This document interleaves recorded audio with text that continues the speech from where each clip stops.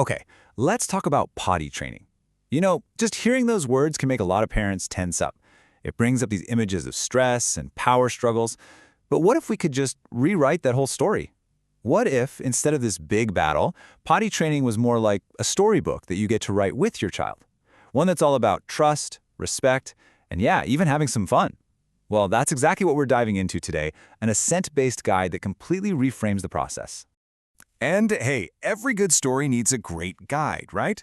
So let me introduce you to Lio the Luminary. He's going to be our friendly navigator today, helping us walk through the key chapters and secret tips for writing this new potty story together. Now, the magic ingredient, the secret sauce in this whole thing, is a concept called assent. It sounds fancy, but it's actually super simple and powerful. Assent is just your child's willing agreement to join in. It's the difference between forcing a character to do something in a story and inviting them on a really cool adventure. We're aiming for cooperation here, not just compliance. So here's our table of contents for today's storybook. We'll kick things off with a prologue, a new potty story. Then we'll get into the good stuff. Chapter 1 is the fun zone, Chapter 2 is the potty visit, and Chapter 3, because it happens, is all about accidents. We'll wrap it all up with the parent's guide. Think of it like the author's notes at the back of the book. All right, let's set the stage. This new story is a huge shift away from that old narrative of just getting your kid to do what you want. The whole goal, from start to finish, is to make sure your child feels safe, in control, and like they are a willing participant in this whole process. And this quote right here, it really nails the theme of our book. The core principle is voluntary participation, emphasizing autonomy and dignity. I mean, think about it. This isn't just about checking a box and getting a task done. It's about building a positive, trusting relationship with your kid and making the bathroom a place they actually feel good about. Okay, let's open up to Chapter 1, the fun zone. I love this part. We're calling it the Lula-palooza. You know, every great story needs a happy setting, and that's all this chapter is about, making the bathroom a fun, totally no-pressure place to hang out before we even start talking about the potty. Now, check out how simple this plan is. You go into the bathroom for just 2 minutes. That's it, for a fun activity that has nothing to do with the potty. Maybe you're blowing bubbles in the sink or sticking stickers on the wall. You praise the fun you're having, and as soon as that timer goes off, you're out. Notice what's missing? Any mention of the toilet at all. And here we have our very first choose-your-own-adventure moment. What if your child says, nope, not going in there? You honor it. You say, okay, we can try again later. This right here, this is huge. By respecting their no, you're showing them they have a say in this story. That builds a massive amount of trust. So, once the bathroom is a happy place, it's time for Chapter 2, the potty visit. We're going to frame this part as a quest. The plot is advancing. We're gently introducing the toilet, not as a command, but as a new, choice-based part of the adventure. The steps for this quest are really specific and really smart. You use a first-then prompt, like first a quick visit to the potty, then we can do our bubbles. You give them choices to give them control, big potty or little potty. You ask for consent before you help with their pants. The sit itself is short, it's timed, and here's the absolute key. You praise the act of sitting, not whether they were successful. Let's just pause on this for a second. Is it okay if I help you? This script is about so much more than just potty training. This is a foundational lesson in body autonomy and consent. You're explicitly asking for permission to touch their body, which reinforces the powerful message that they are in charge of it. It's incredible. And this slide just brilliantly lays out the interactive part of our story. It really is a branching narrative. If they say yes, awesome, you do the potty visit and then the fun activity you promised. But what if they say no?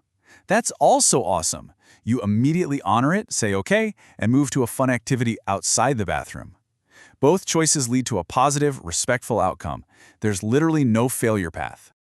Okay, now it's time for a secret tool from our guide, Lio. To help our little hero understand their own body's signals, Lio teaches them all about the tummy tingle. So what on earth is a tummy tingle? It's just a super kid-friendly way of talking about interoceptive awareness. You know, that feeling you get inside when you need to go. Instead of some boring clinical term, it's framed as their body whispering to them, a little wiggle or a jiggle that's a signal for the next adventure. And once they feel that tingle, Lio has this simple 3-step routine that turns that feeling into a fun action plan. It's basically a game. You stop what you're doing, you march to the potty, and then you sit and sing while you wait. It's easy to remember, it's actionable, and it's fun. Okay, on to Chapter 3. In any good story, things don't always go exactly to plan. You get plot twists, and in our Potty story, we call those accidents. The key here is to frame them not as failures or disasters, but just as unexpected turns in the road. Your response to these plot twists is everything. The whole plan is to be completely neutral about it. You use a calm, low-energy voice. You just state the fact, your pants are wet, and the solution. Let's get some dry clothes. You can invite them to help with cleanup, but don't force it.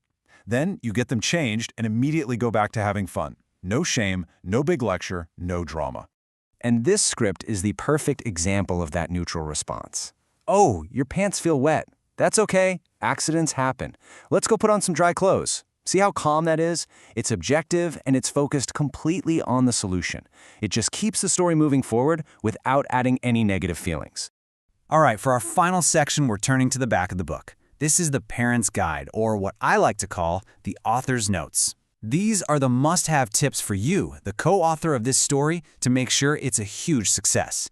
Before you even start writing Chapter 1, you've got to do a little prep work. This pre-story checklist is so important. First, get medical clearance just to rule out any physical issues. Then, check for those readiness signs, like can they stay dry for a couple of hours? Do they seem uncomfortable when they're wet? This just sets both of you up for success from the very beginning. Now let's talk about your secret authoring tool, data. And don't worry, this isn't about complicated spreadsheets or anything. Just think of yourself as a detective, gathering clues to understand your child's natural rhythms. Seriously, understanding their patterns is your superpower in this. And this is all that data collection needs to look like. It's a super simple log. By just tracking when your child is typically wet or dry, you start to see a pattern emerge. This little log helps you predict when a potty quest is most likely to be successful, which means you're setting your child up to win.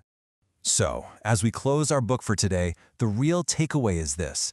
An Assent-Based approach shows that potty training isn't just a story about staying dry. It's a much bigger, more important story about trust, about autonomy, and about respecting your child as this capable, collaborative little person. And that leaves you with one final question to think about. What will your story be about?